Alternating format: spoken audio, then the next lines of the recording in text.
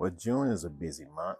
There's birthdays, there's Father's Day, anniversaries. There's Blake coming to hang out with his dad on Father's Day in his super fly, beautiful car. Hey, man, thanks for coming to hang out with your dad on Father's Day. I love your car, but I love you more. My man. June 26, 2026. This is the sixth grade. At this time, I'm 12 years old.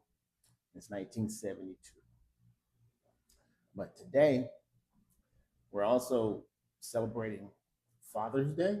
I don't really do Father's Day, but once this young man showed up, in my heart is Blake's Day. And I see what some people put on social media, uh, Dad's Day. So it's Dad's Day for me also. So this is my son Blake, and Blake. There's this plaque that always hang in our home. Uh, I'm sure you've seen it a thousand million times. But this lady, I don't know what it is about me and these white ladies, but there's this white lady that she married to one of the doctors that Wendy first started her career with. And whenever there was a social gathering, they would all put their attention on Wendy. And that was cool because I was just there to support her. But her name is Felicia. But she and I would always chit chat because, she didn't work at the office. So Wendy didn't really understand why she gave, yeah, Wendy and I this particular plaque. But once I read it, I knew exactly why she gave it to us. And I went to Michael's because I was going to give you the original, but then I realized that if I gave it to you, I would miss mine. Mm-hmm. So I had you one made. And they quoted me. Well, actually, they didn't quote me. I just picked out a frame, mat, and went to pick it up. And they said, $400. I'm like, what? So then, and that's what's going on in society now, where we're being overcharged for everything. So they give us the highest mm-hmm. price and then turn around and say, it's half price. But $200 still, yeah. I wasn't planning on $200. Right. Was that after they put it in and did all the work? Yes. The price? Yes. So you didn't yes. have a choice. Yes, sir. Well, I could have, just said, I can afford that. I'm walking away. Mm-hmm. But then she said, half price. And so I'm like, okay, well, I'm giving it to Blake. And they originally asked me, did I want to do two? I'm like, this is a bottle of Chanel perfume or Louis Vuitton cologne. I guess they make cologne, but anyway, this is the plaque. I don't know if it's in camera or not, but and the print is very small, but it reads, to his father, for holding him whenever he started to fret, for teaching him the truth by the example you set, for showing him that love isn't weakness at all, that tolerance and integrity makes a man stand tall. You were chosen by God when you were given a son, and how I've benefited by all the things you've done. The very best example is just what he had, and I am so thankful he grew up like his dad. Aww. So yeah, she saw that I was a nice guy, and she felt like that, and it was up to me to do the best job that I could possibly do as a father, to live up to those words. Mm-hmm. So that they was always encouraging, even in my darkest. You know where it hanged in the house, so I would read it from time to time, but I just thank God that I got clean and I could be there for you as a dad, and Yeah, man, I'm so proud of you as Thank a you. young man. All I can say is you did more than live up to these words. You were the best father like a man could ever ask for. Oh man, thank you. I mean that. And I was gonna wait one day and ask you, when you're 40, what kind of dad was I? But no days are promised. Mm-hmm. But this was fitting. I'm doing these videos, and I know I probably won't be able to get you on camera again. So I wouldn't say that. Well, you get me on camera every Father's Day, maybe Christmas. That's cool with me. So I have that to always look forward to on Dad's Day. So some of the other things I'm going to talk about, but I want to share this one thing with you real quick. Uh, when you was in high school and you and your friends would hang out and y'all had indulged in some sip, a little drinking. And so the reason I've always said to you that I want you to, even if someone else was a designated driver, I wanted you to be a designated driver also. And the reason why something happened to me after high school, there's this young man I always hung out with their family because I hated being at home. I hated that environment. So, but anyway, so he has, I think, 3 other brothers and a couple sisters, but I won't call his name. So his dad had said, we could hang out. I could pick him up anytime because he trusts me to always bring him home safe, and I always did that. So he and I would like to indulge in drink, not but anyway, we wanted to be safe about it. So I made a pact with him that we would be designated drivers. He would do it at one weekend, I would do it the next weekend or whatever. So it was a weekend, so I was a designated driver. He got juiced up how he wanted to get juiced up, and I got him home safe and sound. And we was going to basically high school football games. I mean, there was nothing else to do at that time. So the following week, we went to a football game at this place, Crest High School. So those who know, you know. Anyone else out in the world is not important. It was some miles, a lot of miles to drive. So it was his time to be the designated driver. So we got to the school, and we had stopped to get what we was gonna indulge in drinking. So yeah, it's stupid. I don't know why anybody would do it, but I did it. And you were young. You were trying to have fun. Yeah, man. I bought a fifth of Wild Irish Rose. So I, I I drink it all. I just turn it up and just guzzled it down. Please don't ever do anything like that. Never have, never will. No, you don't have any reason. I didn't have any reason, but I chose to do it. At least I don't remember. I did it, and because that's gonna be my designated driver. So we went into the game. So I saw this gentleman halftime, and he says to me, "Will, I ran into whatever that young lady's name. So I'm gonna ride with her, man, and hang out with her after the game." So I'm looking at him. I said, "Dude, you aware that I drank a fifth of Wild Irish Rose, right?" And he's like, "Yeah, man, but I'm like, I'm thinking to myself. I started to say it out loud. At that time, I didn't really care. So, it was on my mind, on my heart to say the N word. I don't even think you like girls like that, Mike. So I just left it with that because my whole focus at that point was survival and just getting home. Yeah, man. So I went and got in my car, a little GLC hatchback, no air conditioning. So I'm leaving Crest High School. So I get local persons would know exactly where I was. So I got into this little area called Lido, close to Moss Lake, Cleveland County. Yeah. So I'm driving and I'm feeling that juice juicing me up, and I'm 10-2. So I felt I know I got probably a little out of whack with my driving. So I noticed he life behind me. So I straightened up because I'm like, okay, I haven't seen anyone behind me because at football games, a lot of the sheriff deputies and whatnot are at football Yeah, games. basically the whole town's a football. Yeah, at different locations. Yes. So I know I had that on my side. I just had to make sure that I didn't veer off and have a head on with someone. It got to that point. But I noticed a car was behind me, so I really straightened up. And so I'm driving, and I'm like, oh man, if I get pulled, it's done. So he stayed behind me, and I didn't panic.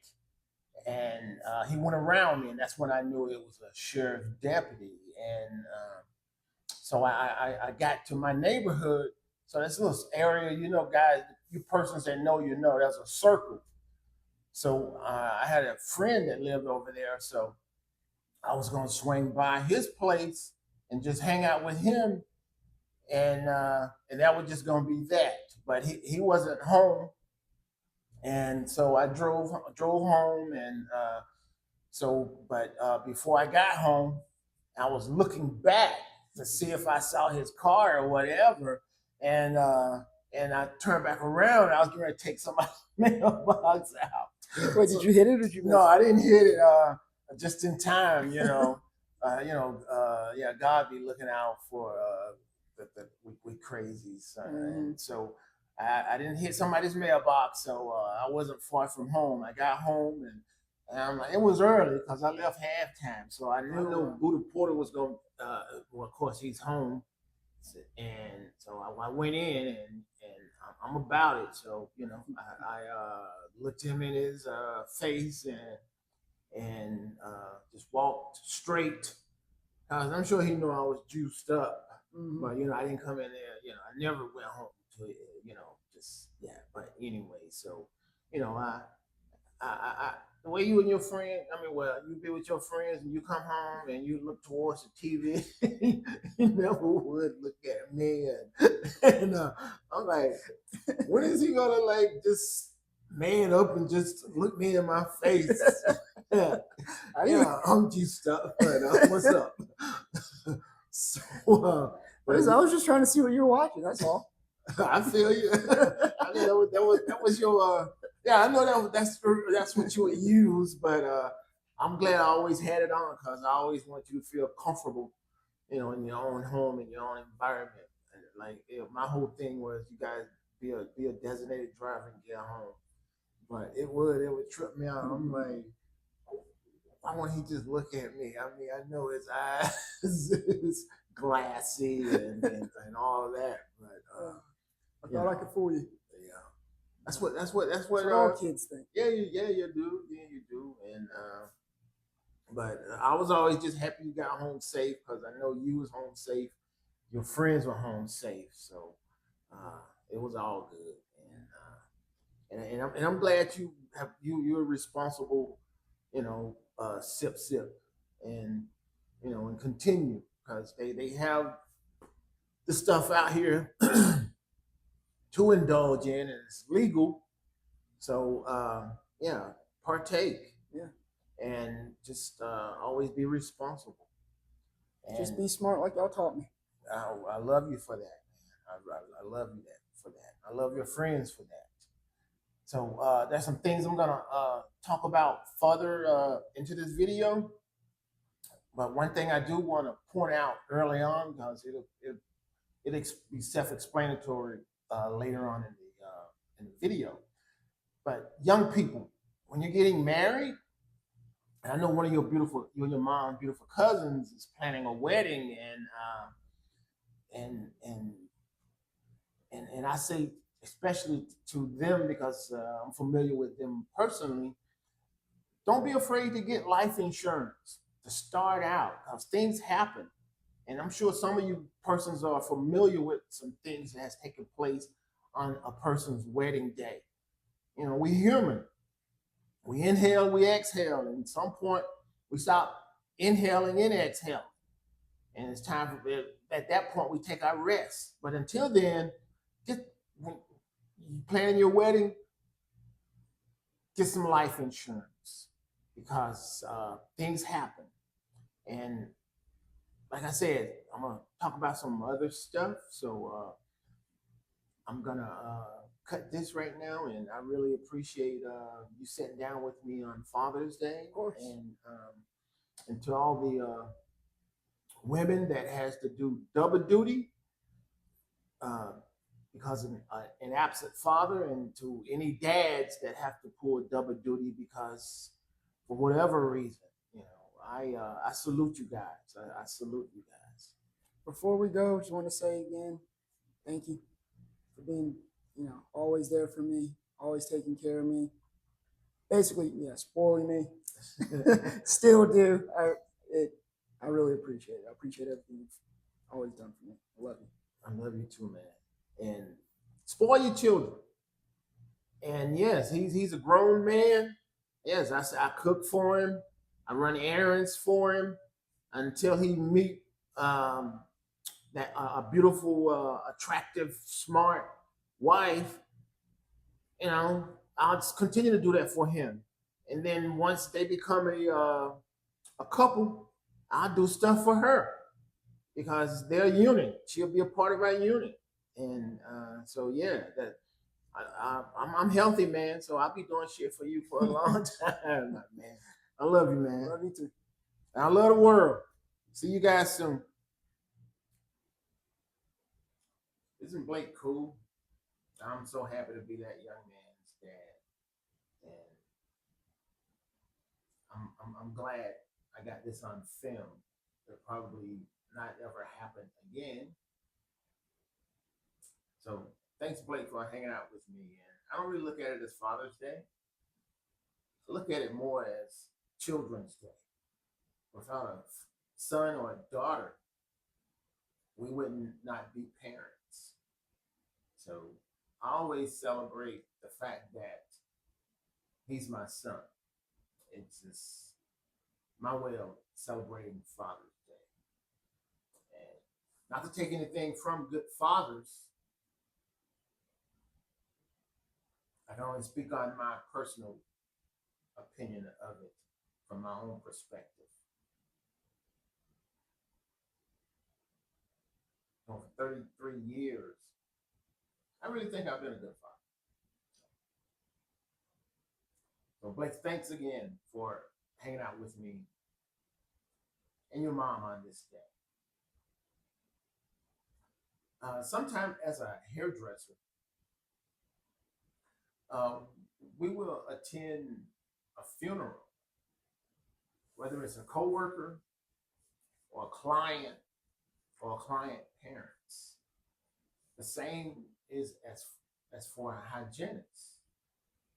Sometimes you just make a connection and you feel something and you go and show your respect to that person's parent or their loved ones.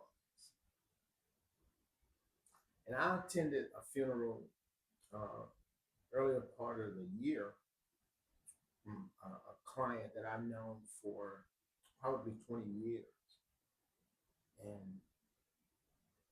And recently, I drove Wendy to a funeral not far from here. And it's a distant relative of mine, carries the same last name as my mom's maiden name.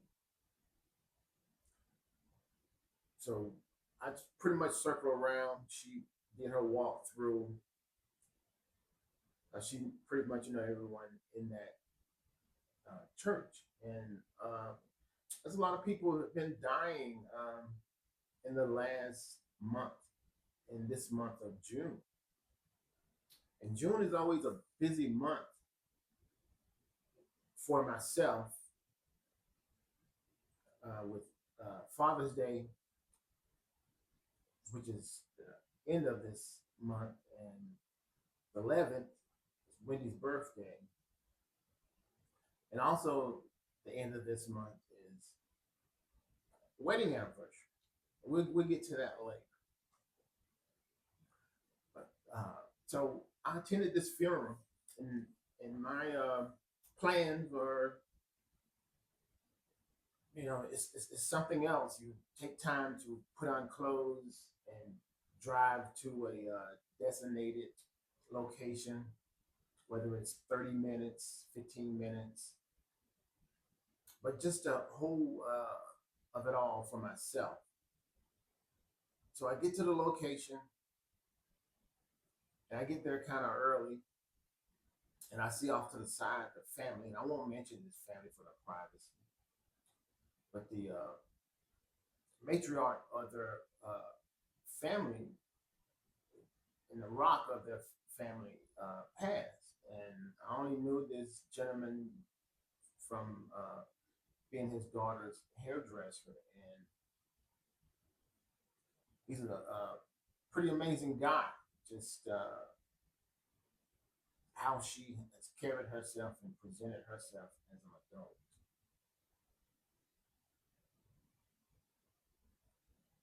So I'm at this funeral, and, and this couple has three sons.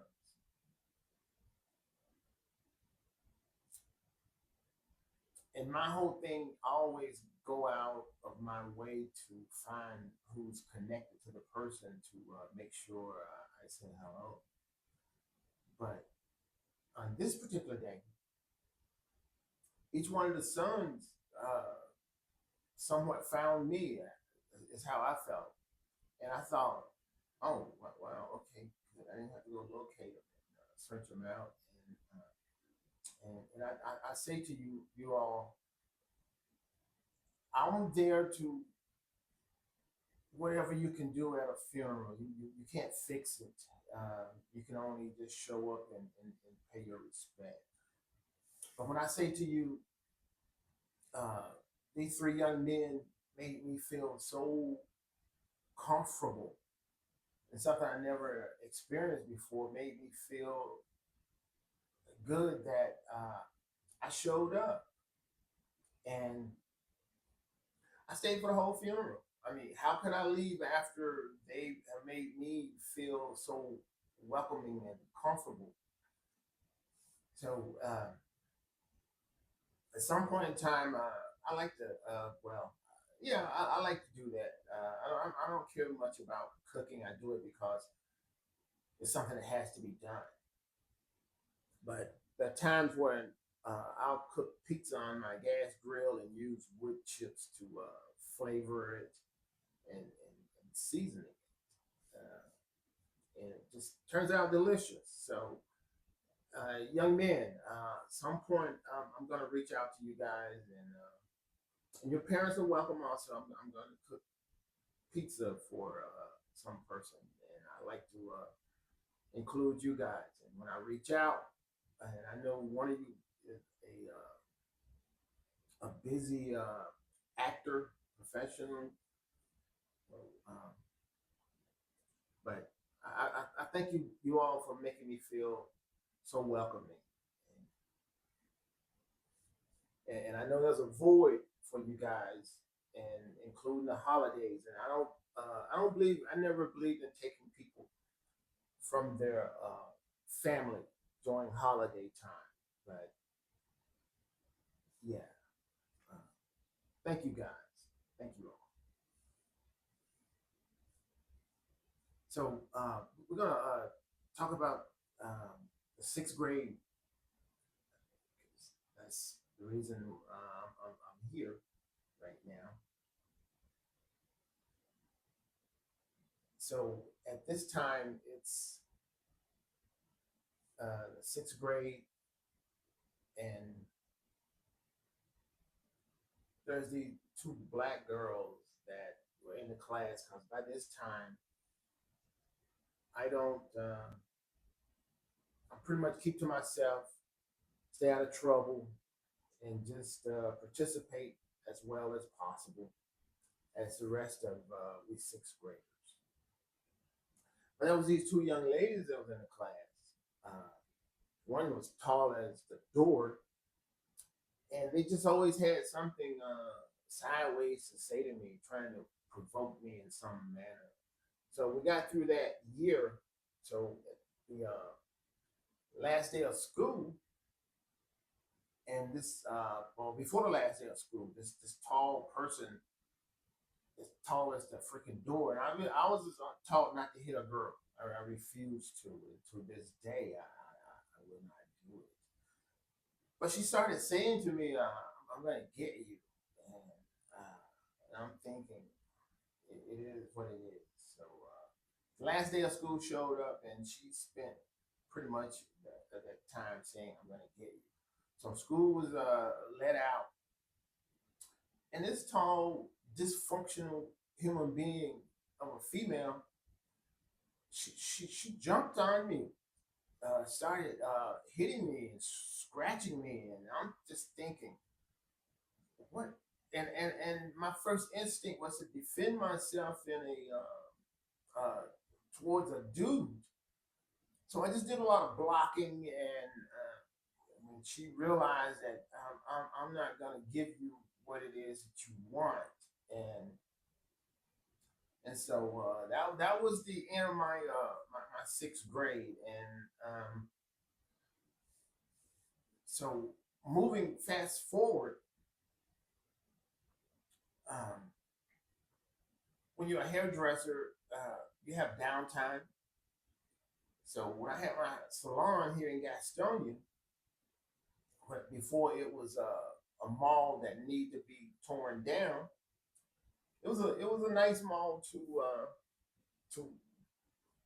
to shop and to browse. So one day I left my salon and popped into the mall, and I'm walking, and someone says to me, "Willie Porter." And I looked around, and I say to you, it was that woman. And I was on the second tier because they built this mall so poorly. The third floor can't be used. It was condemned, and yeah, you can't even go up there. So the highest floor is the second floor. So my first instinct was to throw that woman over the balcony of the mall, and for just calling my name. I mean, just walk. I mean, why would you call my name as if we have something in common? So that was my thought process. And I looked at the person, recognized, and gave no form of what's up or anything inviting.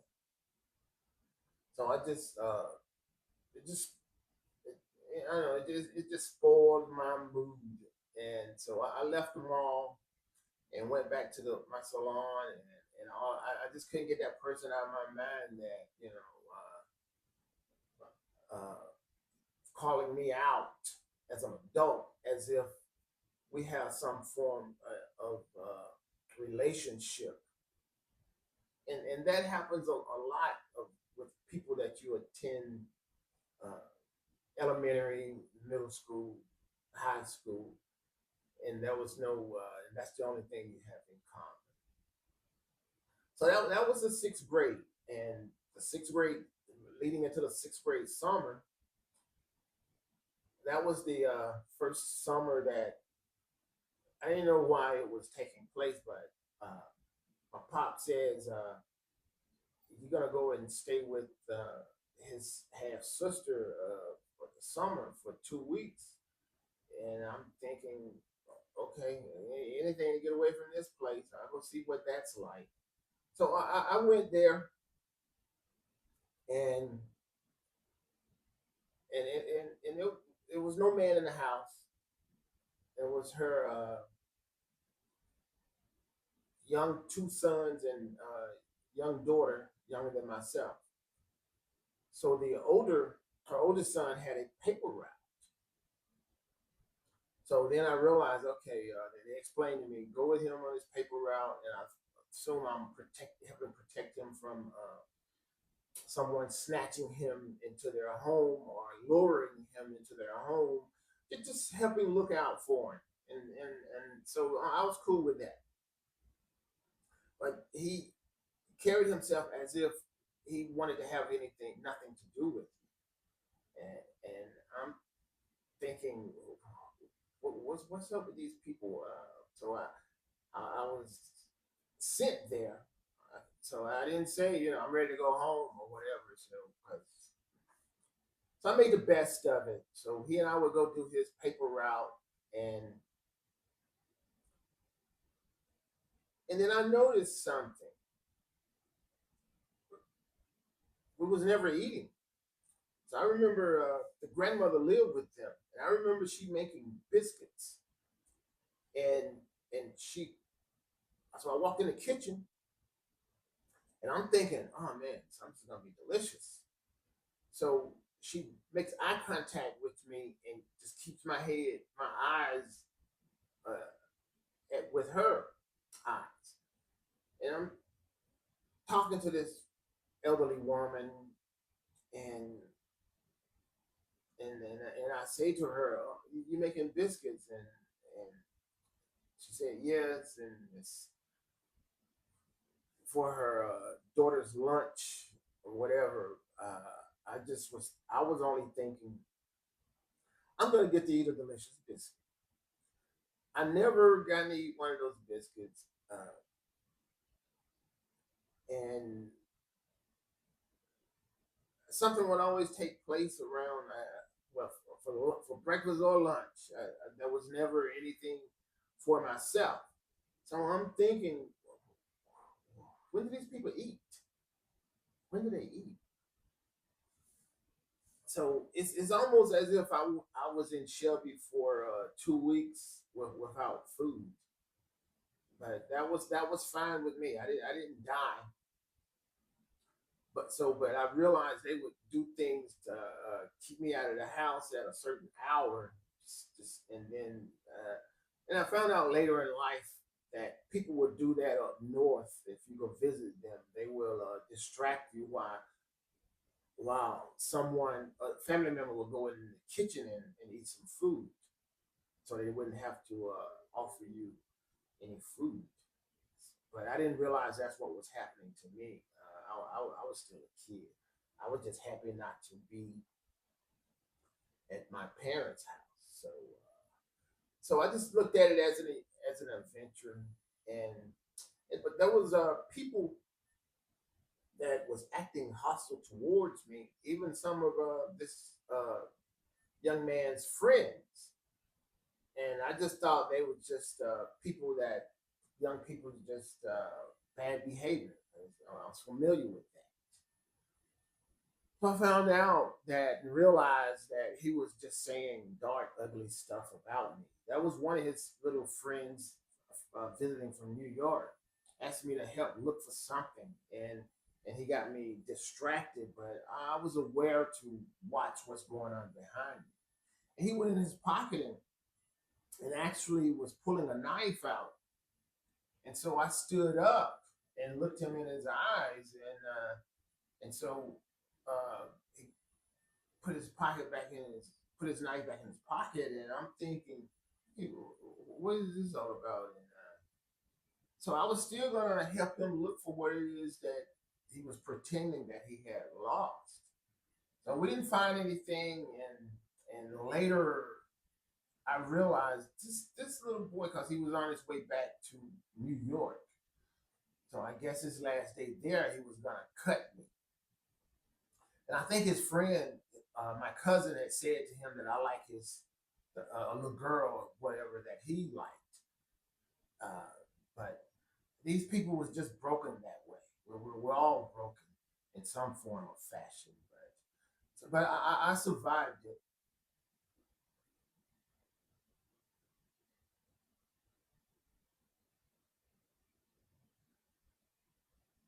So that was this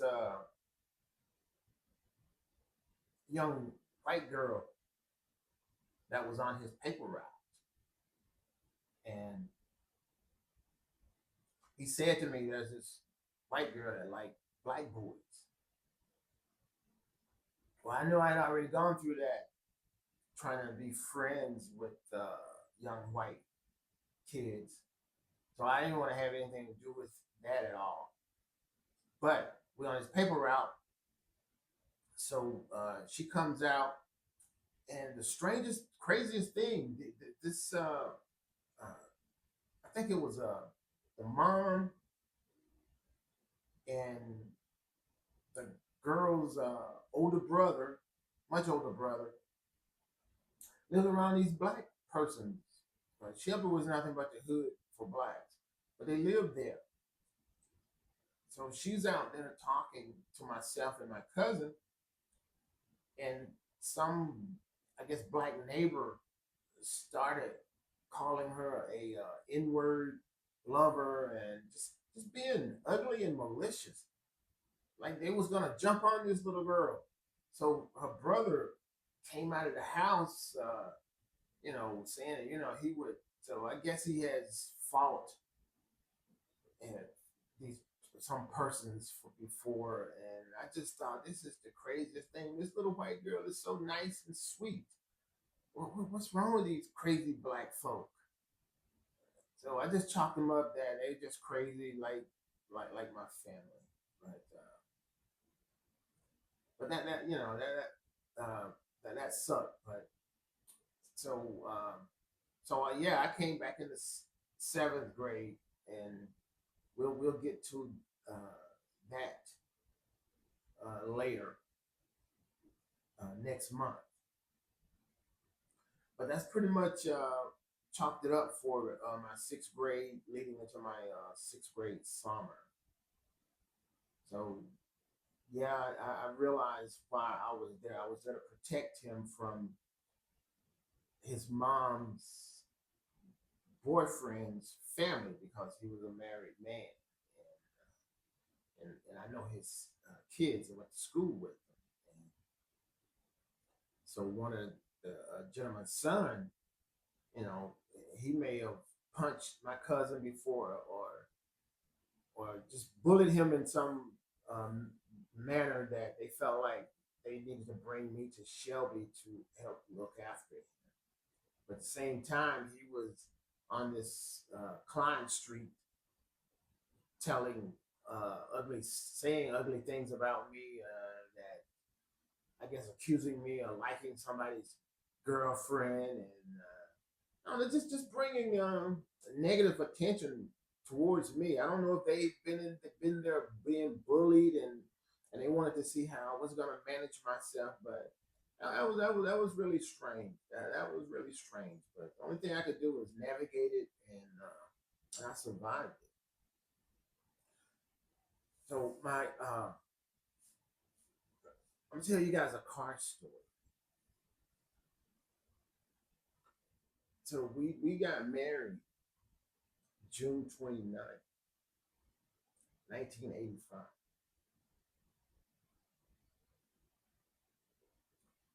And Wendy had already purchased a little Pontiac Fiero that she and I both could barely fit in it. And I was 24, and she was 23. Too young to be getting married, but we've been together forever. So that was just that. So a few months later, after we got married, living here in Gastonia, Georgetown Apartments, we decided we were going to trade her car for a 280Z 2+2 turbo. So we picked the car up out of Shelby, and I drove it on Monday to Charlotte. I was still working in Charlotte. So 3 months after we got married,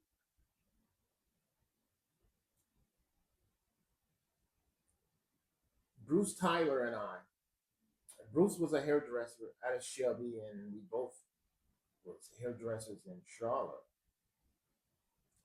And so we was at the same hair salon. So we would hang out at times. And so that Monday, I drove the car to Charlotte, and there was these people that we would hang out with sometimes was these two brothers that sold crack cocaine.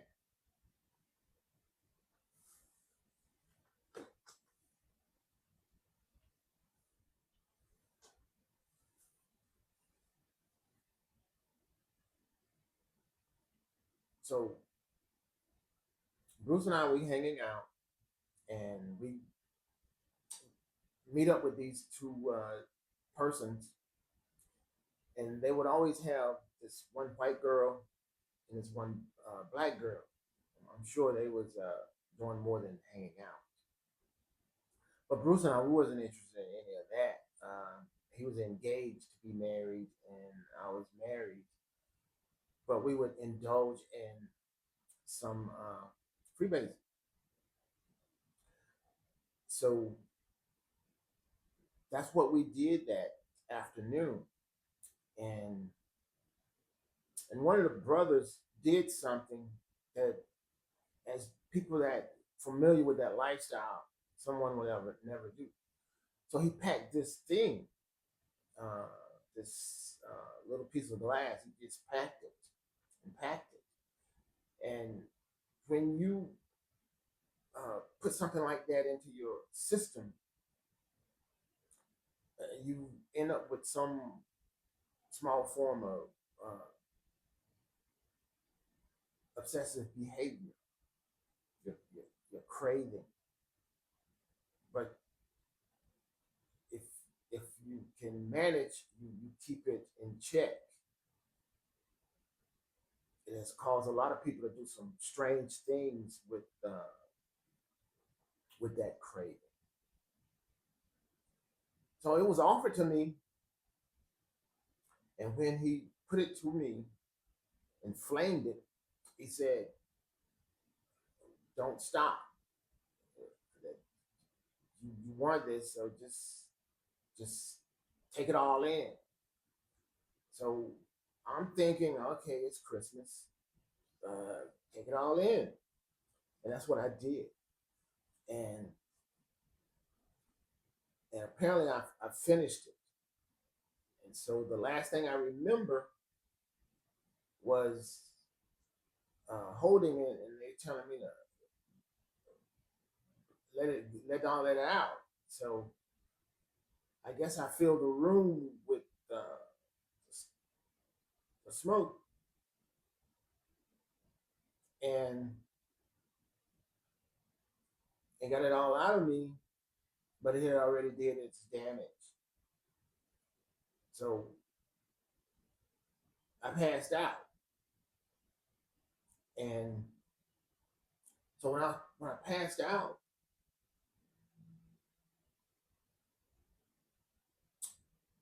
it was okay. I remember thinking that, okay, I'm gonna stay right here. I've had enough of life, so I stayed in it. And there was no light. It was just, it was nothing.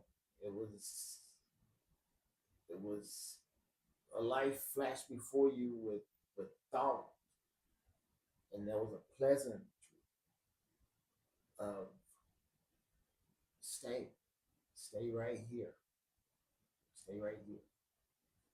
So I don't know how long I was on the floor, but I remember coming to, and I won't call the person's name, but he was putting ice on my groin, and I just thought, I asked him, what are you doing to me? What are you? Because I'm a real private, somewhat bashful person. I talk to my doctor whatever I need to, but I believe in boys' bathroom, girls' bathroom. So I'm 65, and I just live my life like that. So I've always been that way. So I'm just, and they said, just like still, we got to do this. So I heard him say, tell one of the young ladies, get some more ice, and they put ice, and I remember seeing Bruce from the corner, and he was pacing and apparently ready to run out of the house. And I remember he asking, "Am I okay? Am I back?" And I remember them asking him just to chill out. Don't leave. Just wait. So they got me back, uh, along with my Lord and Savior's uh, help, brought me back. And they said, and I heard him saying to one of the girls that, see, this is what, well, y'all don't believe me, but I'm telling y'all, if y'all don't calm down, this is what can happen. So I think he filled that glass up, knowing that my appetite is what it is, and that there's a possibility that that was enough to, how he phrased it, kill an elephant. So I guess I was that elephant. So yeah, I was married in '85, and now it's been 41 years of marriage,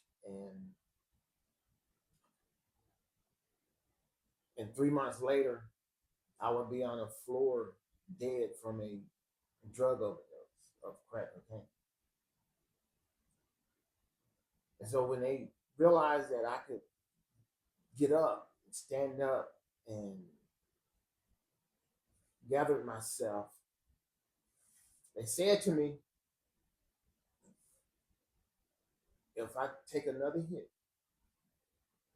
that I'll die again and won't be able to be revived. And I was just interested in living, because I realized when I was on the floor, I had made a promise to my mother in law that I would protect her baby daughter from what she felt like needed to be protected from. So, and I thought, wow, I married this young lady, and now she got to deal with my early death, and we don't have insurance. We didn't have life insurance. And I'm processing this, and so, and we were supposed to turn that car in that Monday or purchase it. So Bruce drove the car because I wasn't fully coherent.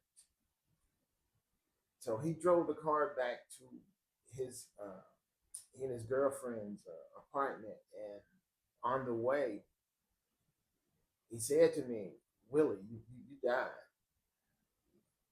You were dead. I was getting ready to run out of the house because I didn't know what to do, and I was just gonna take the car back to my place, and but you were dead."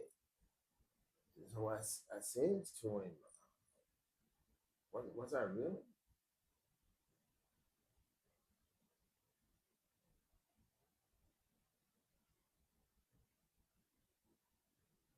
Was I really?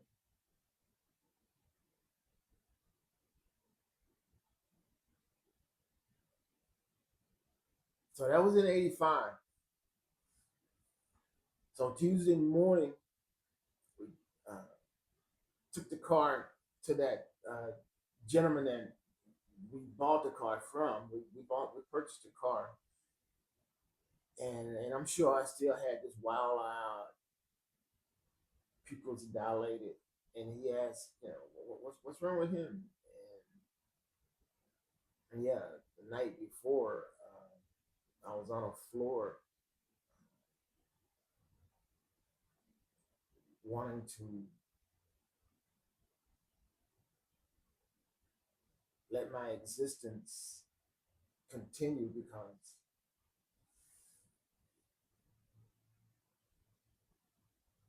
once your last breath is taken, it's just quiet. And I really don't want to trigger anyone. We all live and we all die.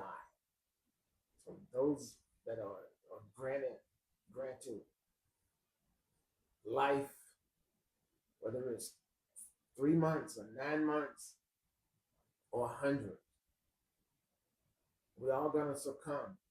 And the persons that we feel each other's death are the ones that are still alive. And those memories live. A person's memories of their life lives with their loved ones. And our Lord and Savior built us that way. In 3 months, we always feel better getting over a death, and then just pray we always have beautiful memories of one another. And I know some people have been here on this earth and have left some beautiful memories with their loved ones.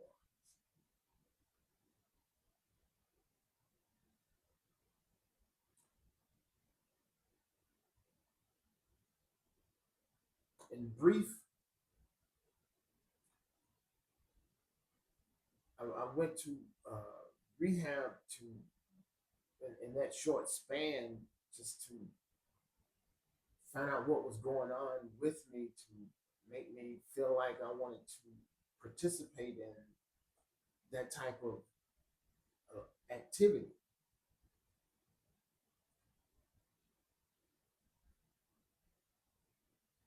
So from there, at 24, I didn't put those substances into my body again.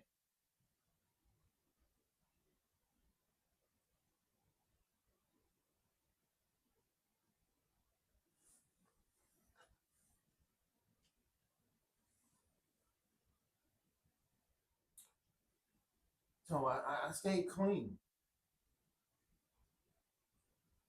and I became a father at 33.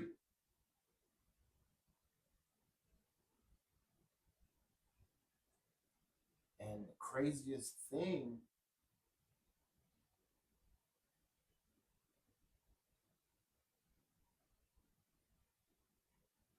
I was clean off from all that time. And then when I, at age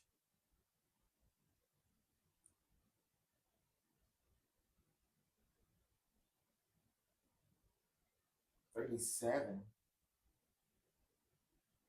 I got dirty again. I relapsed at age 38. I'm sorry, at age 36. And I stayed dirty for 2 years every day.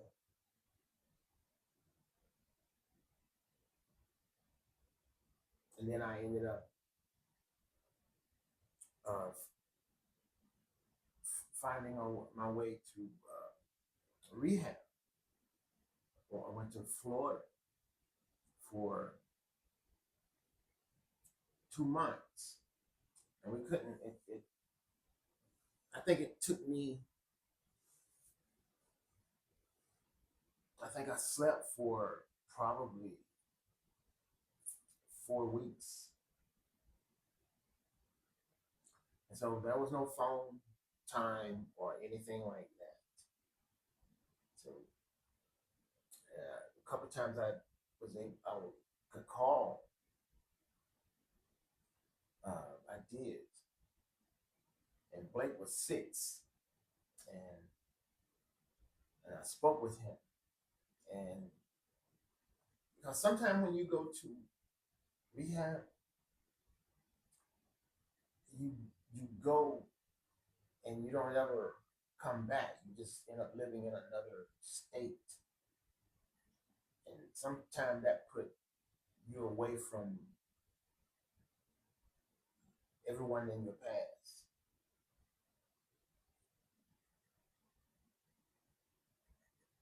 So when I was in Florida, I was contemplating that I wasn't gonna come back.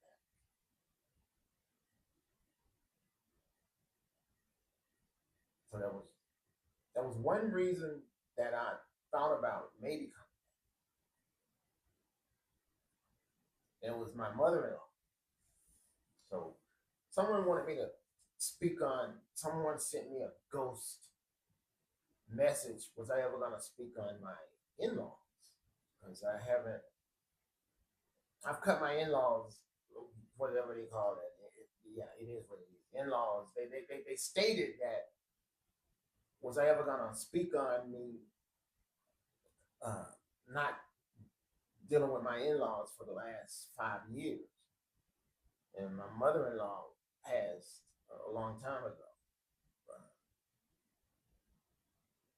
that was my in-law relationship. Everyone else was just my wife's family. It had nothing to do with me. And if you don't believe it, there's been a lot of son-in-laws have exited relationships that's connected, whether it's nieces. I mean, relationships happen. Marriages begin and marriages end.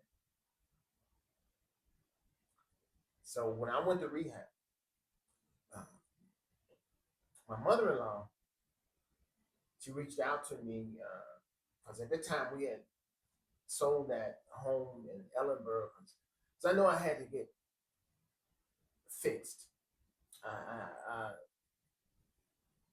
And I know I had to go through the human aspect of it first. And that was to get us out of Ellenburg, which is just surrounded, it's the boonies, and it's surrounded by Klansmen.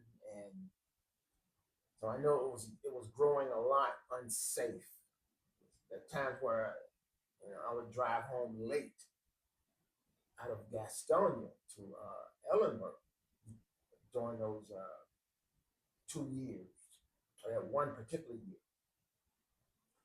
And they didn't need to be up there alone like that. So we sold that home, and my brother-in-law had built some apartments across from my mother-in-law. So we moved into one of those, rented one of those apartments. I don't want y'all to think it was free. It wasn't. So we moved there. You got to pay rent somewhere. So we moved there. So I knew Wendy and Blake would be safe while I figure out how to become a healthier person with the substance value. So I just did it. I just did it. So one of my in-laws was that owned the property. He was it was late one night, so he was there doing something. So I walked down there. I drove down there because I didn't feel like walking. I didn't feel like walking much of anywhere at that time. So I drove and started to chat with him, and we chatting it, and I say to him, because I had already planned, I'm going to be packing up and going to rehab. So I say to him, man, sometimes I think I'll just be better off. And before I could finish that statement, he says, dead, that I would be better off dead.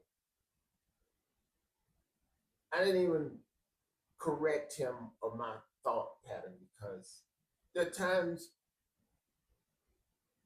I mean, I don't know what I mean, if you say that to me, then I can't imagine what was being said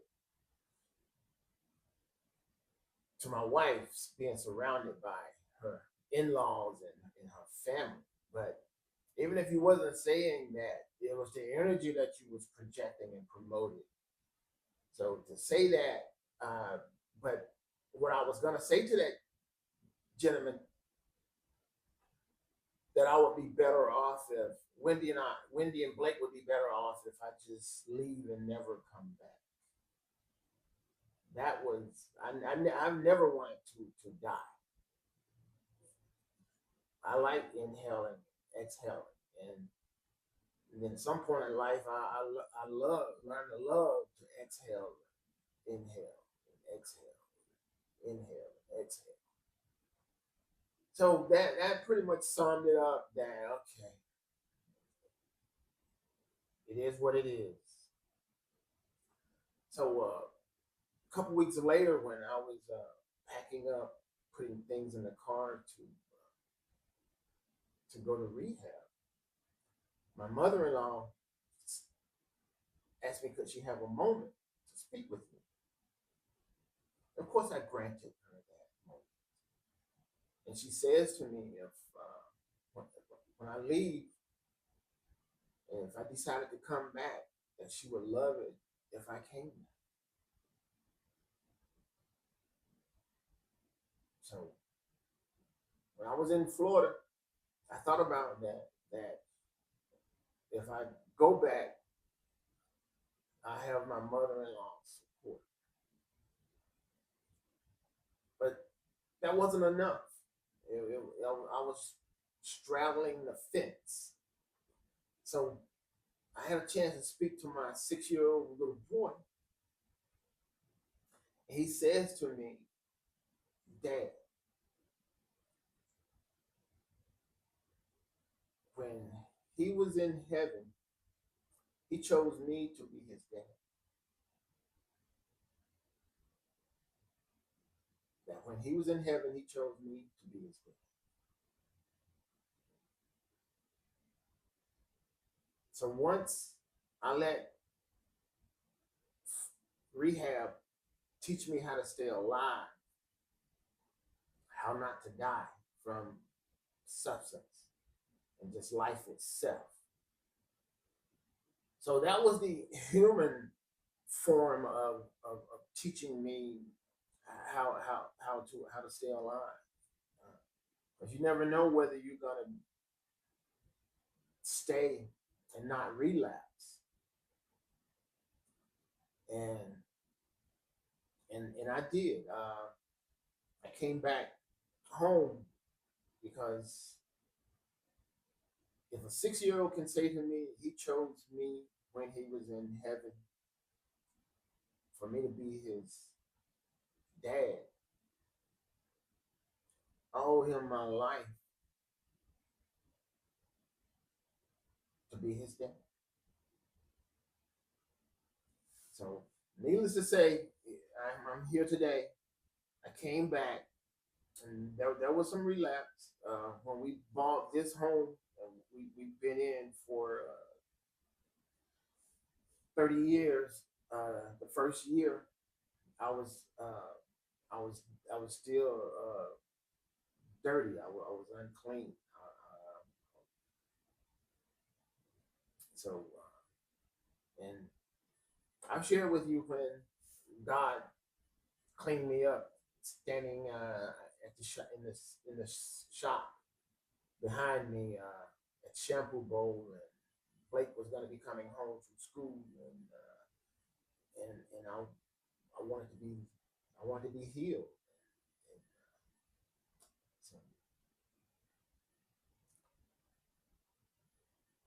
so with me being that person, have experienced death itself, I've never feared death. I just have strived to live to be 100, but I can't live in fear. I don't and there is no fear to it. It's calm. And I pray that anyone that hear this video, because I know there's a lot of people that are in pain. But life is worth it. It's worth living. Even in this society that we're in, just live, just stay alive, just stay alive, just stay alive. And that will always be the right choice. If you go to bed and don't wake up, you leave some beautiful energy behind you. And I was willing to leave my energy here,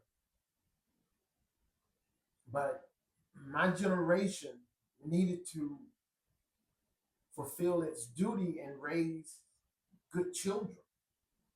The three young men that approached me at their beloved grandfather's funeral and made me feel comfortable. I am absolutely dedicated to. I follow some people on Facebook. I follow those little guys as little boys, and they're grown men now. But I know they have had great parenting because I'm 65 and no one has ever been that nice to me. When I say no one's ever been that nice, of course my unit, Wendy and Blake, have been nice to me. But outside of those two, and my best friend and my lifelong friend and my forever friend, um, I've attended funerals, weddings, and we're not going to hash that out again. And but yes, Wendy has been attending some funerals and sad occasions. But just live well, persons. Just live well. I just want to share this real quickly. Grace is when God gives us good things that we don't deserve. Mercy is when He spares us from bad things we deserve. Blessings are when He is generous with both. Truly, we can never run out of reasons to thank Him. God is good all the time. And yes, all the time, God is good. Now, God is in you. You're a human being. You have flesh and blood, but it's the energy that keeps us upright. And it's the God that's in us for us to make good, godly, human decisions. But we are human first, and we are spiritual second. So love yourself as a human being so you can embrace your spiritual, godly energy that's inside of you. And yes, darkness is in all of us. And I'm 65 now. And for the last 30 years, I have chose the good God energy that's in me. I don't deal with that darkness that society is always constantly promoting. So I know there are people that are always constantly choosing good God's energy. And I love you persons for that. I love when people, you persons, will put yourself on Facebook, Instagram, and just share some of your God energy, your human energy, your human experiences. So I'll see you guys July 26th.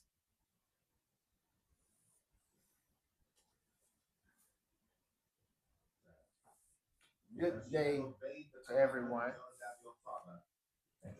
I hope everyone is receiving some good energy. I'm all about putting out good energy, especially on social media platform. And if no one has said to you recently, they happy that you got clean from the dirty things that life has to offer. I'm happy you got clean. Stay clean.